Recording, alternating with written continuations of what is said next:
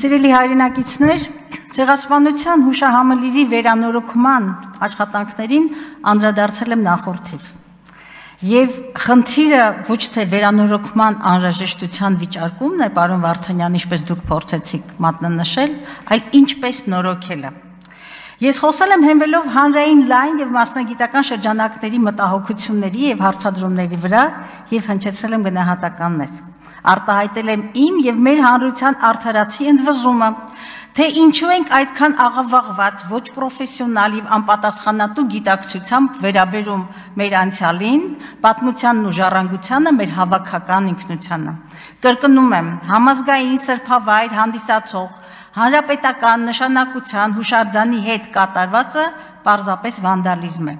Սա հարյուրավորների կարծիքն է, որը հաստատվում է հուշարձանի հեղինակային իրավահաջորդների եւ մասնագիտական շրջանակների գնահատականներում։ Նորից եմ բարձրաձայնում, շուրջ 740 միլիոն գնահատված վերանորոգման պայմաններում, որդեգրվել են սխալ ճարտարապետաինժեներական նախագծային լուծումներ, չի իրականացվել պատվիրատուի, հեղինակի եւ տեսչական պատշաճ վերահսկողություն, այսօր հարցականի տակ է որոշ հատվածների նախնական տեսքով վերականգնումը։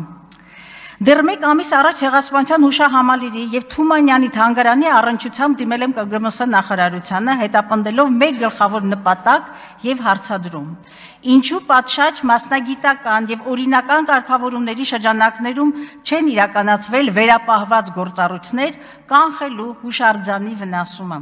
Ստացել եմ մեծածավալ պատասխան, սակայն մտահոգություններս ոչ միայն չեն փարատվել, այլև ցավալիորեն հաստատվել են, այսպես ուշադրություն։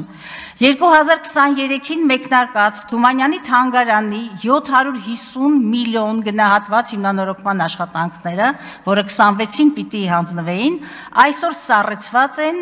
հին նախագիծը պիտանի չէ, նոր մրցույթ է կազմակերպվելու։ Թե մինչև հիմա մեր հարկատուների հաշվին ինչ միջոցներ են փոշիացվել, դատեք ինքներդ։ Այսօր տարածվեց Հայաստանի ճարտարապետների պալատի անդամ 172 ճարտարապետների հայտարարությունը, որոնք դիմելով Հայոց ցեղասպանության թանգարան ինստիտուտ հիմնադրամին, ինչպես նաև ԿԳՄՍ նախարարությանը, մասնավորապես արձանագրում են։ Ես ամբողջը չեմ կարդա, բայց մեկ մասը կներկայացնեմ։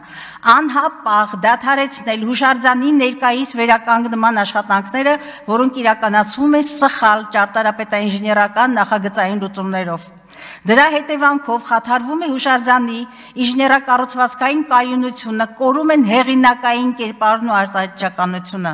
Ստեղծել նոր մասնագիտական խումբ, ներգրավելով ինժեներական, ճարտարապետական, սեյսմակայուն, շինարարության եւ վերակառուցման ոլորտներում փորձառու մասնագետներ։ Ես ավարտելով ասում եմ, իհարկե չկարողացա ամբողջը կարդալ, պահանջվում է կոնսերվացվել եւ ահա ես ներկայացրեցի հանրապետական նշանակության երկու հուշարձան, որոնց նկատմամբ վերաբերմունքը ահա թե ինչպիսին է։